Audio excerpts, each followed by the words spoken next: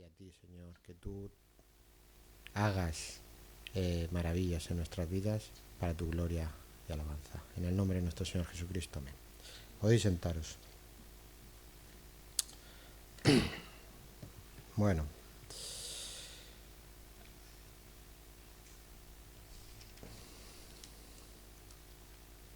estamos de nuevo continuando con el libro de Primera Samuel. Como vimos en el capítulo 10, aunque Samuel ungió a Saúl y lo presentó como rey en Israel, Saúl no dio la talla, demostró falta de fe. El pueblo de Israel también demostró dureza al rechazar a ese rey por parte de una serie de israelíes. Al final, para resumir, podemos decir que Saúl no se lo creía, no se lo creyó. Samuel le dio señales de lo que iba a pasar. Saúl cantó con los profetas, de lo que se hizo incluso un dicho, pero a la hora de la verdad, cuando tenía que estar dando la cara como nuevo rey, Saúl se escondió y no recriminó ni defendió lo que Dios había dicho, que él iba a ser el rey. Y la vida sigue.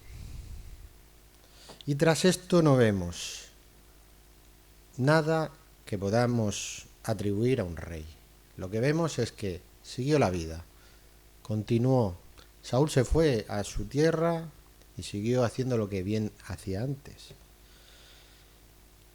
No se ha instituido unas cortes, no se ha instituido nada, ni un castillo, como los reyes, ¿no?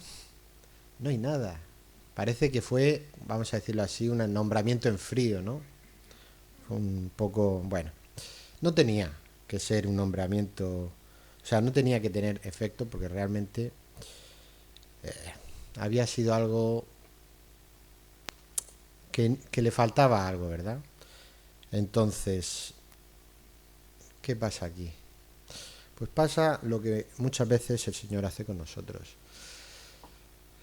Que aunque nos llame, nos nombre para algo, también nos enseña que con Él podremos tener éxito en esa nueva misión que nos da. Entonces, Dios, a pesar de dar ya el visto bueno a Saúl,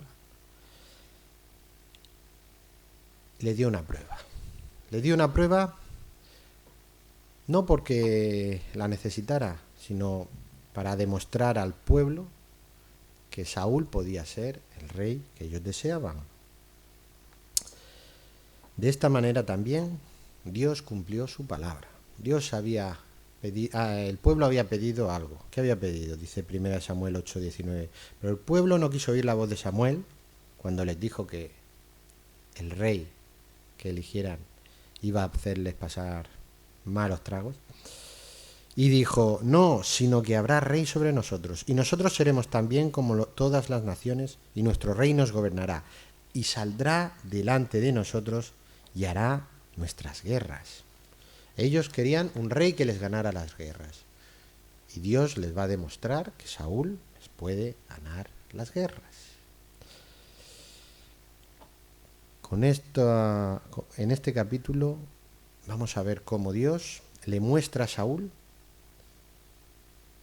que confiando en él, que estando y obedeciéndole, Saúl podía conseguir grandes cotas como rey.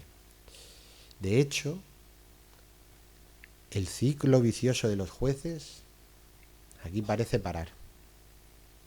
Si nos acordamos un poco, los jueces, el ciclo vicioso era venía el pecado al pueblo de Israel, la idolatría, llegaba una amenaza, algún pueblo idólatra de los cananeos que les amenazaba, estaban en cautiverio, estaban oprimidos por ellos un tiempo, y luego venía el arrepentimiento y ya venía liberación por parte de algún juez, ¿verdad? Y luego la paz.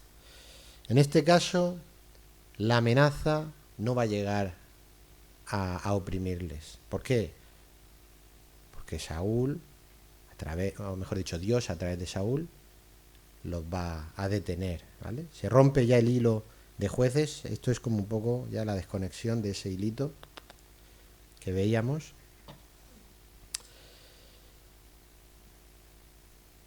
Y la pregunta que me viene a la mente, igual que Saúl probó lo que Dios le ofrecía, ahora lo veremos lo que es y cómo eso le llevó a la victoria, la pregunta es, nosotros, morando el Espíritu Santo en nuestros corazones, tenemos la misma oferta, pero ¿la estamos aprovechando? ¿Estamos dejando que el Señor nos guíe en nuestro camino? ¿Estamos dejando que cambie nuestras vidas? ¿Estamos confiando en Dios en nuestra vida? ¿O preferimos mirar al mundo, a lo que ofrece el mundo, a lo que nosotros podemos hacer, a nuestro propio mundo también? ¿Cómo está nuestra vida ahora mismo respecto a Dios? ¿Cuál es el papel de Dios en nuestra vida? Bueno, empezamos. En primer lugar vamos a ver qué ofrece el mundo. ¿Qué ofrece el mundo? Los primeros 4 versículos hemos empezado a leerlos y vemos que viene una nueva amenaza. Viene Naas el amonita. Naas el amonita. Vuelvo a decir, estamos todavía con Jueces, recién acaban de tener el primer rey, entonces seguimos con esos ciclos.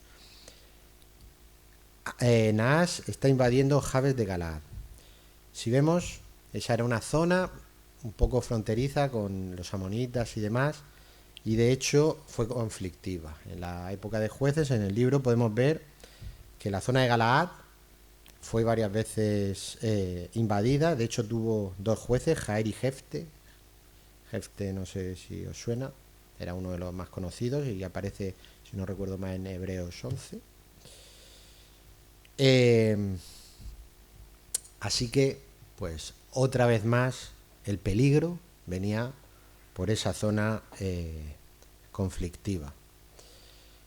Naas significa serpiente. Y eso es bastante interesante, porque Naas hace algo similar a lo que Satanás quiere hacer con nosotros. ¿Qué es lo que les dice? Dice, con esta condición haré alianza con vosotros, que a cada uno de todos vosotros saque el ojo derecho y ponga esta afrenta sobre todo Israel. ¿Y qué implica sacarse el ojo derecho? ¿Por qué no los 2? ¿Por qué no una pierna? Bueno, en primer lugar, y al igual que Satanás intenta hacer en nuestras vidas, lo primero que intenta Naas es intimidarles. Les está diciendo, no os preocupéis, pero tenéis que hacer esto. Algo macabro, algo grotesco, quitarse un ojo. Es algo que te infunde miedo, te lleva a temer y a no querer meterte ni luchar contra esas ideas, ¿vale? Entonces la intimidación, una táctica típica de Satanás, inutilizar a la persona. ¿Por qué elimino este ojo? ¿Y por qué no este? Básicamente, y para hacernos un poco la idea, si tú vas a la guerra, normalmente vas con el escudo y con la espada, y la llevas aquí y aquí, ¿verdad? Entonces, si te estás protegiendo con el escudo, con el ojo con el que ves, ¿cuál es? El derecho. El izquierdo normalmente te va a quedar tapado para cubrirte. Si le quitabas el ojo derecho a todos los varones, esos varones ya no servían para pelear. Tenían muchos problemas y eran mucho más ineficaces en la guerra. Pero si tenemos un ojo sano, podemos seguir cultivando y trabajando, ¿verdad? Entonces se convertían en esclavos. Y por último, les dice que a todo Israel, que lo difundan, que difundan ese miedo, esa forma de inutilizarles. Y así también Satanás intenta inutilizarnos, hacernos inútiles a Dios, intenta hacernos temerosos del mundo. Es típico ese mensaje que nos llega siempre del mundo de vosotros seguís diciendo esto, que sois, bueno, todo lo que se nos puede acusar en este mundo son muchas cosas, para darnos ese miedo, para que seamos inútiles al Señor. Ante el panorama, se pide ayuda al resto de Israel por parte de Jabes de Galaad. Pero, si lo vemos, se pide al territorio. Entonces, ¿tenían rey? ¿Por qué no van a pedirle al rey la ayuda? Lo pidieron al conjunto de Israel, ¿verdad? Parece ser que Saúl, como hemos dicho antes, no estaba muy considerado rey de verdad, ¿verdad? Tampoco buscaron a Dios, no llamaron a Samuel, no. Buscaron sus propias fuerzas, las fuerzas de su pueblo, las fuerzas de Israel. Ahora, si vemos el final, los capítulos 19-20 de Jueces, vamos a ver una conexión muy interesante. Resulta que al final de Jueces hubo una guerra civil entre Israel y la tribu de Benjamín, que casi lleva a la exterminación de la tribu de Benjamín. Y lo curioso es que este pueblo, Jabes de Galaad, fue el único llamado por Israel para pelear contra Benjamín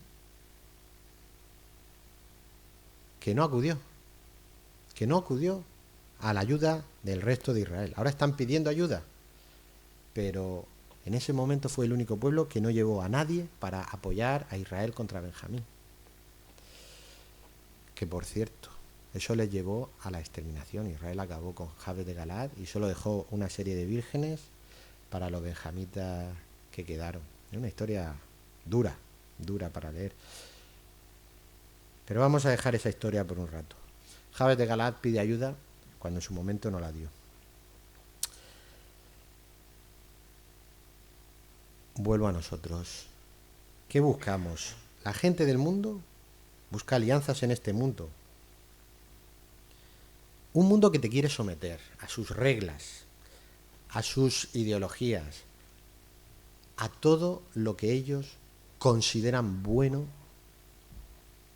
aunque no lo sea, aunque sabemos que hay perversión por debajo de todo eso, aunque sabemos que el hombre es pecador y no se puede autojustificar, falsas ideas de que tú puedes, autorrealización, infinidad de teorías y demás historietas que escuchamos todos los días, ¿verdad? Qué bueno es el mundo, qué bueno es el mundo, qué bueno es el mundo, madre mía. Al final lo que realmente consiguen es que la gente se someta a todas esas historietas, quitándoles lo que necesitan, que es al Señor, quitándoles la esperanza que hay en una vida eterna con Él. ¿Por qué? Porque no la necesitan. Al final los dejan tuertos espiritualmente, ciegos, mejor dicho, tuertos para ver todo lo de este mundo, pero les quitan el ojo para poder ver más allá, para poder ver al Señor. Los vuelven inútiles en una vida que sabemos que se convierte de autocomplacencia, donde no voy a mover un dedo si no es para algo que quiera o que me plazca. Así es la vida. Y por desgracia también nos afecta a nosotros. Nos acomodamos, nos convertimos en cristianos de nombre. Tenemos que tener cuidado porque todos los días recibimos ataques como el de Naas, ofreciéndote un ojo menos, pero un asiento cómodo. Y entonces quiero ir a Efesios 4:17. Podemos buscarlo.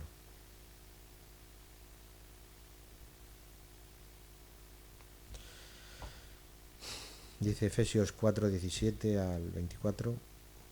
Esto pues digo y requiero en el Señor, que ya no andéis como los otros gentiles que andan en la vanidad de su mente, teniendo el entendimiento entenebrecido, como tuertos, ajenos de la vida de Dios por la ignorancia que en ellos hay, por la dureza de su corazón, los cuales después que perdieron toda sensibilidad, se entregaron a la lascivia para cometer con avidez toda clase de impureza. Mas vosotros no habéis aprendido así a Cristo. Si en verdad le habéis oído y habéis sido por él enseñados conforme a la verdad que está en Jesús. En cuanto a la pasada manera de vivir, despojaos del viejo hombre, que está viciado conforme a los deseos engañosos, y renovaos en el espíritu de vuestra mente y vestíos del nuevo hombre, creado según Dios en la justicia y santidad de la verdad. Nos hemos despojado del viejo hombre. Aún vivimos en cuerpos de pecado, pero podemos con el entendimiento, con el conocimiento de Dios, dejar a ese viejo hombre apartado en nuestras vidas y que nuestras acciones, nuestra vida, cambien hacia Él. Él nos cambia, pero tenemos que dejarle. Bueno, esto es lo que ofrece el mundo. Ahora vamos a ver qué ofrece Dios cuando Saúl interviene. Bueno, termino de leer el versículo 4 que decía: llegando los mensajeros a Gabá de Saúl, dijeron que estas palabras en los oídos del pueblo, y todo el pueblo alzó la voz y lloró. Todos estaban desconsolados. ¿Ahora qué hacemos? ¿Ahora qué hacemos? Vuelve otra vez la opresión que nos ha repetido veces y veces durante todos estos años. Entonces dice el versículo 5: y he aquí Saúl que venía del campo tras los bueyes, y dijo Saúl: ¿qué tiene el pueblo que llora? Y le contaron las palabras de los hombres de Jabes. Volvemos a decir, ni siquiera le habían informado ahí prioritariamente a Saúl. Saúl venía de estar con los bueyes haciendo su trabajo. El rey estaba, bueno, pues como uno más. No se había enterado más que por habladurías. Oye, ¿qué está pasando ahora tal? Como cualquier otro, vamos. No había cambiado. Él había sido llamado y ungido por Dios. Pero como hemos dicho, Dios permitió que todo esto sucediera para demostrar que le podía capacitar para ser el rey que querían tener. Y aquí vamos a ver cómo Saúl es usado por Dios. ¿Cómo? En primer lugar, Dios le da la determinación necesaria. Dice el versículo 6: al oír Saúl estas palabras, el Espíritu de Dios vino sobre él con poder, y él se encendió en ira en gran manera, pero en ira santa. Determinación, hay que acabar con este mal. No me voy a quedar bueno, como antes decía él, ay, me callo mejor, me escondo. No. Saúl aquí dio el paso adelante.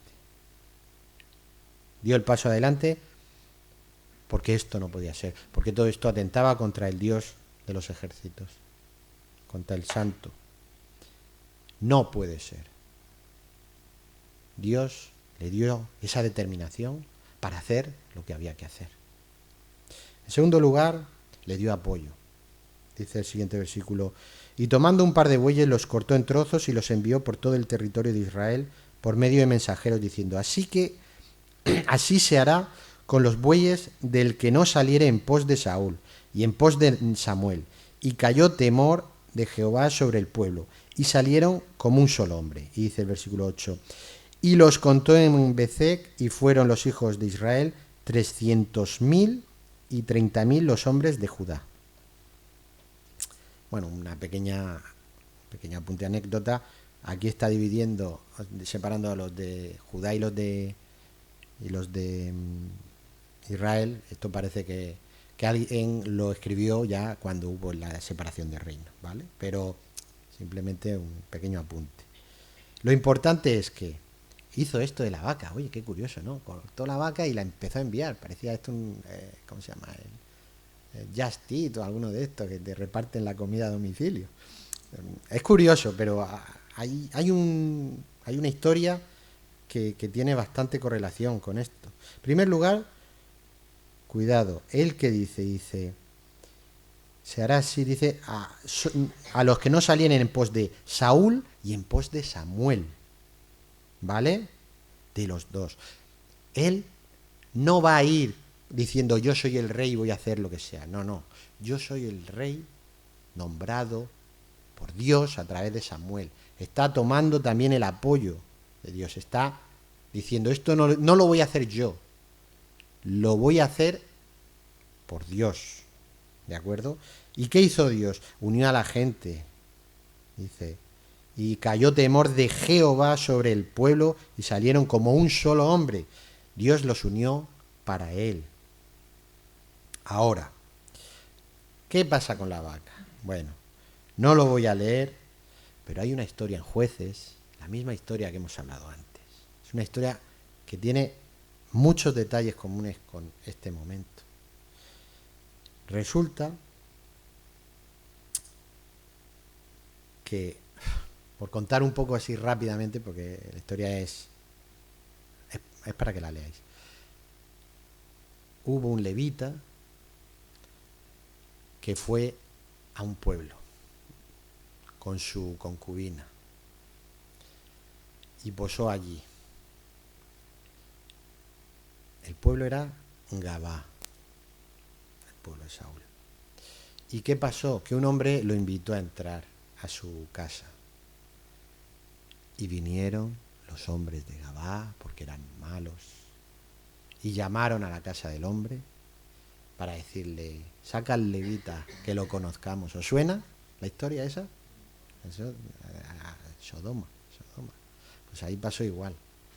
Y al final, el hombre dejó a su concubina, la soltó a la turba, y ellos, bueno, abusaron de ella hasta la muerte. Y lo que hizo este levita para llamar a todo Israel, para avisar de las crueldades, de las maldades que se habían hecho ahí, fue cortar a la mujer y enviarla en trozos. ¿Vale? No, nos va sonando la relación, ¿verdad? Bueno.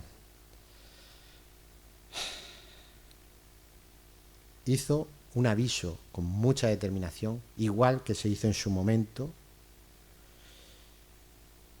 Jabes de Galaad, por esto, por no acudir a ese aviso en su momento del levita, fue destruida. Así que ya ellos, que tenían esta imagen y recordaban todo esto, sabían que enviaba los trozos de la vaca y que lo que les iba a pasar no iba a ser bueno si no venían. Lo hizo con autoridad. Lo hizo, también quiero que quede claro, mientras que el mal vino de Gabá, ahora el libertador viene de Gabá. Los que no atendieron la llamada ahora son los que llaman. ¿Vale? Es bastante interesante esta referencia. Y Dios unió a la gente. Los unió para apoyar a Saúl. 330.000 serían, ¿no? Más o menos. 330.000 guerreros, son muchos. Eran bastantes. Y vemos también ahí cómo se rompe esa frase triste que hay en Jueces de que cada cual hacía como bien le venía. Vinieron como un solo hombre, con una sola intención. ¿Os suena como un mismo espíritu? ¿Cómo debe ser la iglesia? Unida, con un mismo espíritu. En el desierto Israel está unida, porque estaban todos juntos, ¿verdad? Y se movían juntos. Pero cuando llegaron a la tierra prometida, ¿qué pasó? Que cada uno se fue a su zona, se descentralizó y llegó este momento tan triste que era el de cada uno hacía lo que bien le parecía. El rey Saúl volvió a unir al pueblo en un solo sentido. Los de Jabes de Galaad también apoyaron a Saúl. ¿Por qué? Porque confiaron en él. Él mandó después avisar, de que el versículo se dice en el versículo 9, y respondieron a los mensajeros que habían venido, así diréis a los de Jabes de Galaad, mañana al calentar el sol seréis librados. Y vinieron los mensajeros y lo anunciaron a los de Jabes, los cuales se alegraron, confiaron. Podían no haber confiado, haber dicho, no me fío del Saúl viendo lo que había hecho, no me fío, prefiero decirle a aceptar la oferta de la monita. Pero no, se alegraron, vieron que venía la liberación, confiaron en Saúl. Dios le dio el apoyo de los de Jabes y de todo el pueblo, y Samuel también le apoyaba. En tercer lugar, también Dios le dio la solución. Si vemos a lo largo de toda la historia, cuando el hombre ha pedido consejo, en este caso el pueblo de Israel ha pedido consejo para las batallas, Dios le ha dicho cómo hacerlas, aunque parecieran locas como la de Jericó, aunque parecieran locos como lo que le dijo a Gedeón, solo con 300 podrás. Pero siempre ha conseguido la victoria cuando Dios le ha guiado. Y aquí también dice, versículo 9, y respondieron a los mensajeros que habían venido así, el 10. Y los de Jabes dijeron a los enemigos, mañana saldremos a vosotros para que hagáis con nosotros todo lo que bien os pareciere. Los de Jabes, ahí, fueron astutos. Dijeron, mañana saldremos. Y ya haced lo que bien, si es que queda alguno. Eso se lo callaron. Aconteció que el día siguiente dispuso Saúl al pueblo en 3 compañías y entraron en medio del campamento a la vigilia de la mañana, o sea, no sé si es a partir de las 4 de la mañana, por ahí, de madrugada, e hirieron a los amonitas hasta que el día calentó. Y los que quedaron fueron dispersos, de tal manera que no quedaron 2 de ellos juntos. Esto no se lo inventó Saúl, fue guiado por Dios. El Espíritu en él le guió a la estrategia correcta, a la solución. ¿Vale? Entonces tenemos determinación, le dio determinación para hacer lo que tenía que hacer, el apoyo necesario para hacerlo. Parecía que no. Él, antes de todo esto, ¿quién le iba a decir a Saúl, el temeroso, a Saúl, el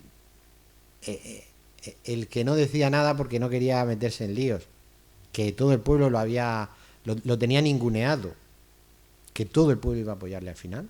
¿Quién se lo iba a decir a Saúl? Le dio la solución. Y también hizo otra cosa. Veamos, versículos 12 y 13. Dice, el pueblo entonces, ya hemos vencido ahora, el pueblo entonces dijo a Samuel, ¿quiénes son los que decían, ¿ha de reinar Saúl sobre nosotros? Dadnos esos hombres y los mataremos. El ser humano es que es bueno. Estamos ya todos bien, hemos conseguido. Oye, pero estos no te apoyaban. Vamos a matarlos, porque si no te apoyaban, sinvergüenza. Lo mismo que pasó con Jabes de Galaad, un poco. Ahí ellos no apoyaron en la guerra y los mataron. Pero, dice versículo 13, y Saúl dijo, no morirá hoy ninguno, porque hoy Jehová ha dado salvación en Israel. Qué bonitas palabras.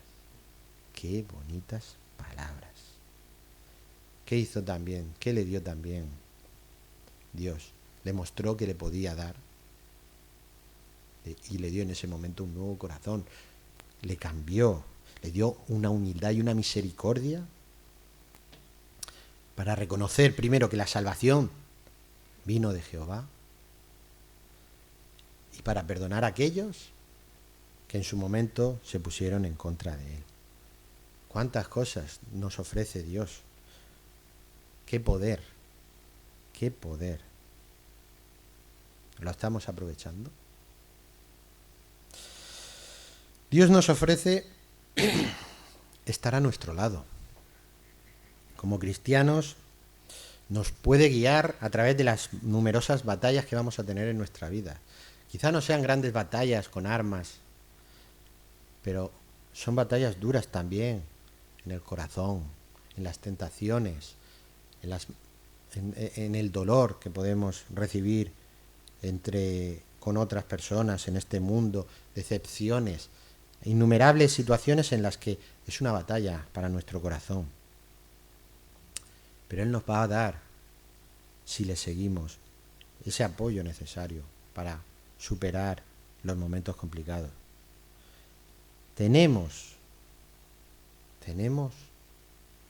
que dejarle actuar en nosotros, que nos cambie, que nos dé ese corazón humilde, ese corazón lleno de misericordia, como el suyo, y que con ello podamos llegar a hacer su voluntad, no la nuestra. Pero nos hemos negado, como el Señor Jesucristo se negó a sí mismo. Hemos tomado nuestra cruz.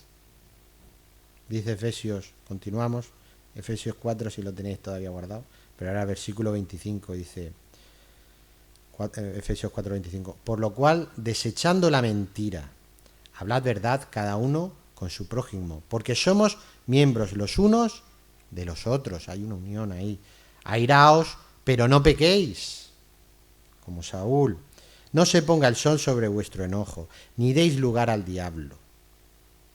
El que hurtaba, no hurte más, sino trabaje haciendo con sus manos lo que es bueno. ¿Para qué? Para que tenga que compartir con el que padece necesidad. No solo ya es quitar, sino ahora vas a dar. ¡Qué cambio!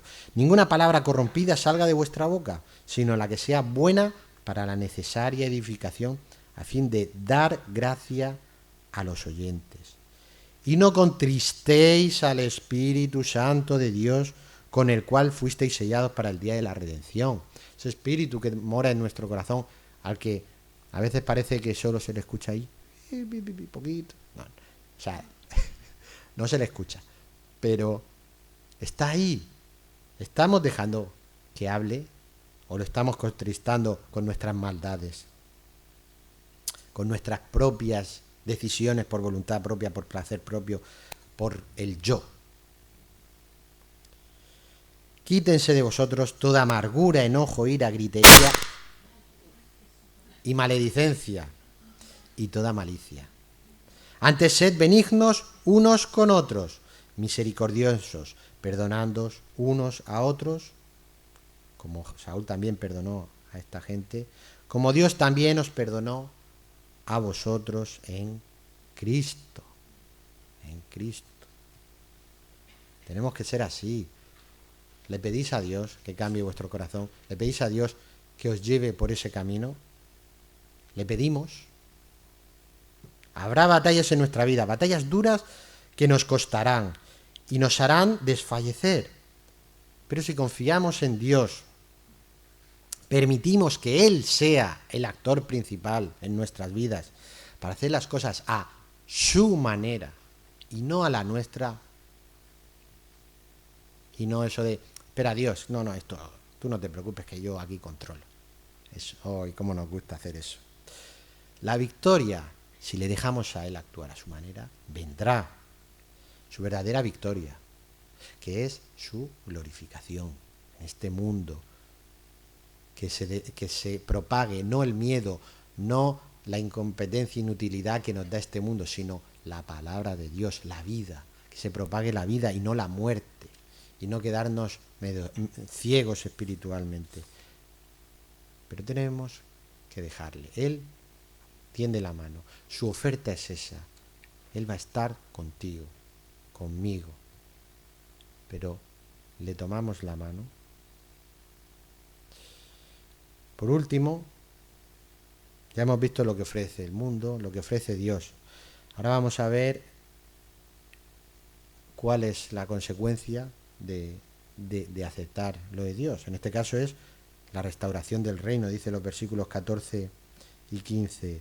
Mas Samuel dijo al pueblo, venid, vamos a Gilgal para que renovemos allí el reino. Hombre, Samuel dijo, esta es la mía. Después de lo que pasó, hay que volver a poner a Saúl ahí delante del pueblo y que se hagan las cosas bien hechas.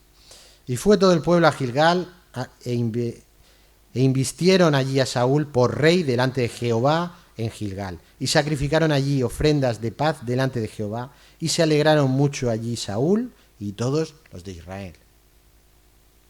Y ahora diríamos, y comieron perdices, ¿no? Como vivieron felices y comieron perdices. Bueno, hay otras historias después. Pero hasta aquí, sí. Hasta aquí sí. Samuel aprovecha la oportunidad de restaurar la situación de Israel con Dios. ¿Por qué con Dios? Porque Dios ha puesto a ese rey. Y la gente lo ha rechazado, ¿vale?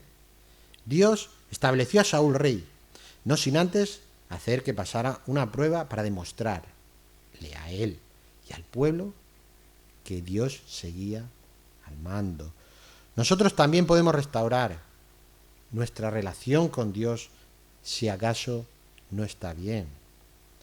Todos los días nos pueden venir ataques repetidos del mundo que nos quieran quitar el ojo. Todos los días podemos desfallecer y preferir aceptar las reglas de este mundo que seguir firmes en el Señor. Pero Dios tiene la mano puesta a disposición. Tenemos que volver a agarrarla. Tenemos que volver a dejar que Él sea el capitán de nuestro barco. Alejémonos de las mentiras de Satanás. Alejémonos de las mentiras de este mundo. Dice Romanos 6:16, ¿no sabéis que si os sometéis a alguien como esclavos para obedecerle, sois esclavos de aquel a quien obedecisteis, sea del pecado para muerte o sea de obediencia para justicia? Pero gracias a Dios, que aunque erais esclavos del pecado, habéis obedecido de corazón a aquella forma de doctrina a la cual fuisteis entregados y libertados del pecado, vinisteis a ser siervos de justicia. Si somos siervos de justicia, ¿por qué no obedecemos a la justicia? ¿Por qué seguimos cayendo en las trampas de este mundo, de Satanás, de nuestro propio, de nuestra propia concupiscencia? ¿Por qué? ¿Por qué? Cuidémonos, porque nuestra vida puede ser como el libro de Jueces: pecado, arrepentimiento, castigo, arrepentimiento, pecado, castigo, arrepentimiento, así todo el rato. O podemos ser firmes, estar firmes e ir de victoria en victoria para nuestro Señor. Igualmente, cualquiera en el mundo que pueda estar escuchando esto puede restaurar también su situación con Dios, porque no está en una buena situación, está en una situación que al único sitio al que le puede llevar es a la condenación eterna. Al igual que los de Jabes de Galaad confiaron en Saúl para que les librara de los amonitas, el hombre puede confiar en alguien, puede confiar en Jesús. Y Él es fiel y les librará de la condenación eterna, por fe en Él. Al igual que Saúl y David, Jesús tuvo que demostrar su valía para convertirse en Rey de Reyes. Él fue ungido por Dios en el Jordán a través de Juan el Bautista, pero no fue nombrado rey ahí. Él pasó tentaciones directamente con Satanás y las venció. Él vivió una vida perfecta, sin pecado, cosa que nadie más ha hecho. Y él, al final, aceptó y pasó el Calvario por todos nosotros. Él pasó también su prueba. Él se sometió al Padre y pasó por el castigo más terrible que se pueda siquiera imaginar. Y Dios lo ha puesto por Rey eterno, resucitándolo y ascendiendo, sentado a la diestra del Padre. Ahí está, confirmado en su trono, que es el trono eterno. Ese es el verdadero y gran Rey, el que dio la salvación al mundo, el que puede cambiar tu vida. Igual que a Jabes y Galaad, como hemos dicho. Jabes de Galaad, fue un pueblo de miedo, de no atreverse, de no compartir. No fueron a la guerra cuando tenían que ir. Contra Naas fueron cobardes y hasta preferían intentar negociar con él. Pero en ese momento, con la salvación de Saúl, cambiaron. Vamos a 1 Samuel 11. Perdón, 1 Samuel. Vale. El este no lo he puesto. Un segundo. El final de 1 Samuel. Os lo digo.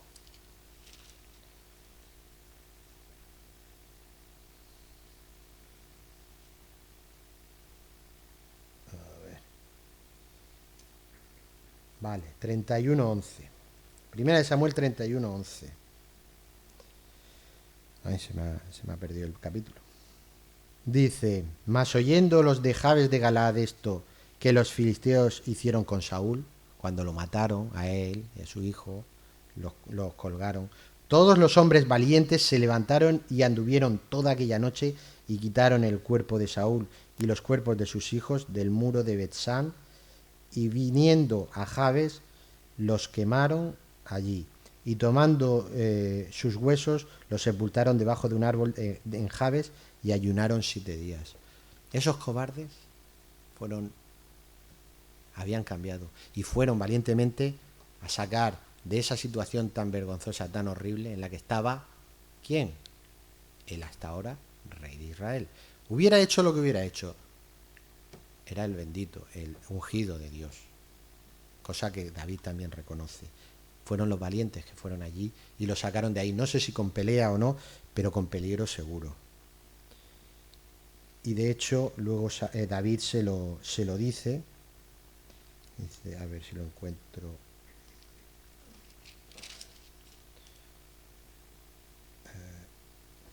Se me ha perdido.